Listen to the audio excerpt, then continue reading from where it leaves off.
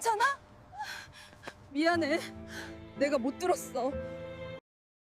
지난주 저희 병원에 오시다가 사고가 날 위기에 처한 할머니 얘기로 시작하겠습니다.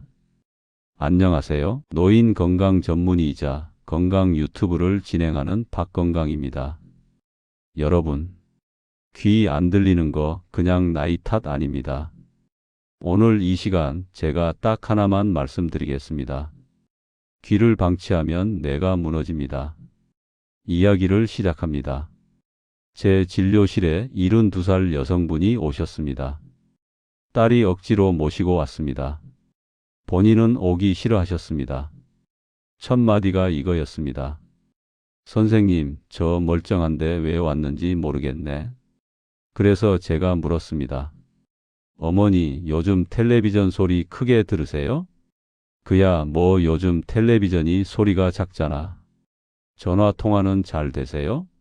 전화기가 요즘 안 좋아. 소리가 똑똑하지가 않아. 모임 가시면 대화 잘 따라가세요? 여기서 잠깐 멈칫하시더니 이렇게 말씀하셨습니다. 다들 너무 빨리 말해서 그냥 웃고만 있어. 바로 이겁니다. 텔레비전이 문제가 아니고 전화기가 문제가 아니고 귀가 문제입니다. 그런데 본인은 정말 진짜로 모르십니다. 왜 그럴까 생각해 보신 적 있습니까? 노인성 난청은 도둑같이 옵니다. 하루아침에 갑자기 안 들리는 게 아닙니다.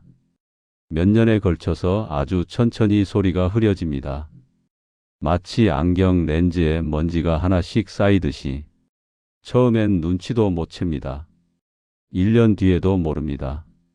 3년쯤 지나면 주변 사람들이 먼저 압니다. 아버지, 요즘 귀 안 좋으신 거 아냐? 그제야 병원에 옵니다. 근데 이미 늦은 경우가 많습니다. 우리나라 65살 이상 어르신 10명 중 3명은 난청입니다. 70대 넘어가면 10명 중 5명입니다. 그런데 실제로 보청기 쓰시는 분은 10명 중 1명도 안 됩니다. 왜 그럴까 생각해 봤습니다. 답은 간단합니다. 아직은 괜찮아. 조금 불편한데 참을 만해. 보청기는 나중에. 이 세 문장이 여러분 뇌를 망가뜨립니다. 자, 이제 정확히 알아봅시다. 노인성 난청이 뭔지. 귀 안쪽에는 달팽이관이라는 게 있습니다. 거기에 털세포라는 아주 작은 세포들이 수천 개 있습니다. 이 세포들이 소리를 전기신호로 바꿔서 뇌로 보냅니다. 그런데 나이가 들면 이 털세포가 하나둘씩 죽습니다. 한번 죽으면 다시 안 살아납니다. 영원히 사라집니다. 문제는 이겁니다. 털세포가 죽어도 아프지 않습니다. 피도 안 나고 열도 안 납니다. 그냥 조용히 사라집니다. 그래서 본인은 모릅니다. 자, 이제 체크해 봅시다. 여러분이 이 중 3개 이상 해당되면 지금 당장 병원 가셔야 합니다. 첫째, 텔레비전 볼륨이 예전보다 커졌습니다. 가족들이 소리 좀 줄여라고 말합니다.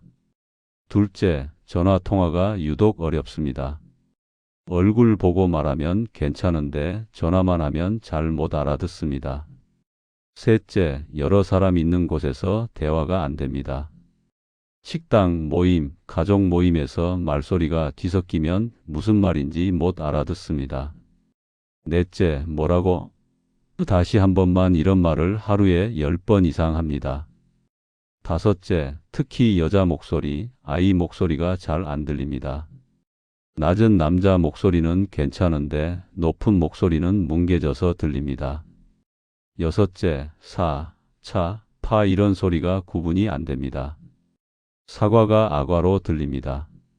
차표가 아표로 들립니다. 일곱째, 말은 들리는데 무슨 말인지 모르겠습니다. 이게 제일 중요합니다. 소리는 들리는데 뜻을 모르겠다는 겁니다.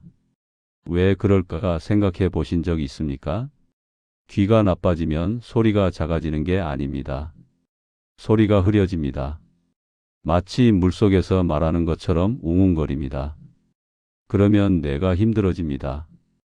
뇌가 계속 추측해야 합니다. 지금 뭐라고 했지? 사과라고 했나? 야채라고 했나? 이런 식으로 뇌가 계속 일을 합니다.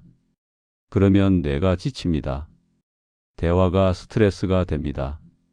그래서 이렇게 됩니다. 첫째, 대화를 피하게 됩니다. 자꾸 대묻기 싫어서 말을 줄입니다. 응, 그래, 알았어. 이렇게만 대답합니다. 대화가 아니라 맞장구만 칩니다. 둘째, 사람을 피하게 됩니다. 모임 가기 싫어집니다. 전화 오면 안 받습니다. 외출도 줄어듭니다. 혼자 있는 게 편해집니다. 셋째, 자존감이 떨어집니다. 내가 뒤처진 사람 같아. 다들 나를 귀찮아할 거야. 말 안 하는 게 낫겠어. 이런 생각이 듭니다. 그러면 점점 마음의 문을 닫습니다. 넷째, 우울증이 옵니다. 사람 만나는 게 줄어들고 집에만 있게 되면 우울증 위험이 3배 올라갑니다. 실제 연구 결과입니다. 그런데 제일 무서운 건 따로 있습니다. 다섯째, 뇌가 퇴화합니다. 귀는 뇌로 가는 문입니다. 소리는 뇌를 깨우는 자극입니다. 그런데 소리가 안 들어오면 뇌는 이렇게 생각합니다. 쓸 일이 없네? 그러면 뇌 기능이 점점 떨어집니다. 마치 안 쓰는 근육이 줄어들듯이 뇌도 줄어듭니다. 실제 뇌 사진을 찍어보면 난청이 있는 사람은 청각을 담당하는 뇌 부분이 작아져 있습니다. 그리고 제일 충격적인 연구 결과가 있습니다. 존스 홉킨스 대학에서 12년 동안 639명을 추적 조사했습니다. 결과가 이렇게 나왔습니다.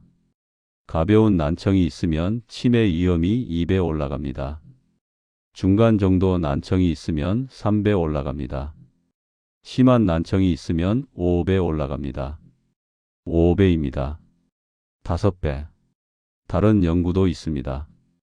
프랑스에서 25년 동안 3,777명을 관찰했습니다. 결과는 똑같았습니다. 난청이 있는 사람은 치매에 걸릴 확률이 훨씬 높았습니다.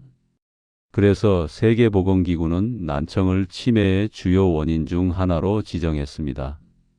치매를 일으키는 요인이 12가지가 있는데 그 중에서 난청이 제일 큰 비중을 차지합니다.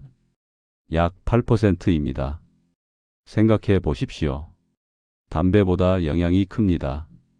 술보다 영향이 큽니다. 운동 부족보다 영향이 큽니다. 그런데 여기서 중요한 게 있습니다. 희망이 있다는 겁니다. 치매 원인 12가지 중에서 고칠 수 있는 게 딱 3가지밖에 없습니다. 그 중 하나가 난청입니다. 당뇨는 완치가 안 됩니다. 고혈압도 평생 약 먹어야 합니다. 근데 난청은 치료할 수 있습니다. 보청기 하나로 해결됩니다. 요즘 보청기는 옛날 보청기가 아닙니다. 첫째, 소리만 키우는 게 아닙니다. 말소리는 또렷하게 만들고 소음은 줄여줍니다. 바람소리, 차소리, 이런 잡음은 자동으로 걸러냅니다. 둘째, 뇌를 다시 자극합니다. 소리가 다시 들어오면 뇌가 깨어납니다. 실제로 보청기를 착용한 사람은 인지 기능이 개선된다는 연구 결과가 수십 개 있습니다. 셋째, 삶의 질이 올라갑니다. 대화를 다시 할 수 있습니다. 사람을 만날 수 있습니다. 텔레비전도 가족과 같이 볼 수 있습니다. 단 중요한 게 있습니다. 보청기는 개인 맞춤 조정이 필수입니다. 안경 맞추듯이 여러 번 조정해야 합니다. 처음엔 불편합니다. 소리가 너무 크게 들립니다. 기계 소리가 거슬립니다. 하지만 3개월만 참으십시오. 뇌가 적응합니다. 그러면 보청기가 귀의 일부가 됩니다. 만약 보청기로도 거의 안 들리면 인공아우 수술이 있습니다. 귀 안쪽에 전극을 심어서 소리를 직접 뇌로 보냅니다. 수술 시간은 약 1시간입니다. 고령자도 할 수 있습니다. 80대, 90대도 수술 성공 사례가 많습니다. 이미 난청이 온 분은 치료하시면 됩니다. 아직 괜찮은 분은 예방하시면 됩니다. 첫째, 시끄러운 곳에서 이어폰 쓰지 마십시오. 지하철, 버스에서 이어폰으로 큰 소리 들으면 털세포가 죽습니다. 둘째, 담배 끊으십시오. 담배는 귀 혈관을 망가뜨립니다. 혈액순환이 안 되면 털세포가 굶어 죽습니다. 셋째, 당뇨와 고혈압 관리하십시오. 귀도 혈관으로 먹고 삽니다. 혈관이 막히면 귀가 죽습니다. 넷째, 정기검진 받으십시오. 1년에 한 번 청력 검사 받으십시오. 조기 발견이 답입니다. 여러분, 마지막으로 한 가지만 기억하십시오. 귀가 안 들리는 건 참고 견디는 일이 아닙니다. 부끄러운 것도 아닙니다. 늙었다는 증거도 아닙니다. 귀 건강은 곧 뇌 건강입니다. 그리고 여러분 삶의 또렷함입니다. 오늘 영상 보셨다면 아직은 괜찮아, 대신 한번 검사 받아볼까, 이렇게만 생각해 주십시오. 여러분 주변에 귀 안 좋으신 분 계시면 이 영상 꼭 보여주십시면 그게 그분 뇌를 살리는 길입니다. 저는 다음 시간에 더 유익한 이야기로 찾아뵙겠습니다. 이 영상이 도움이 되셨다면 구독과 좋아요 부탁드립니다. 여러분의 건강을 응원합니다.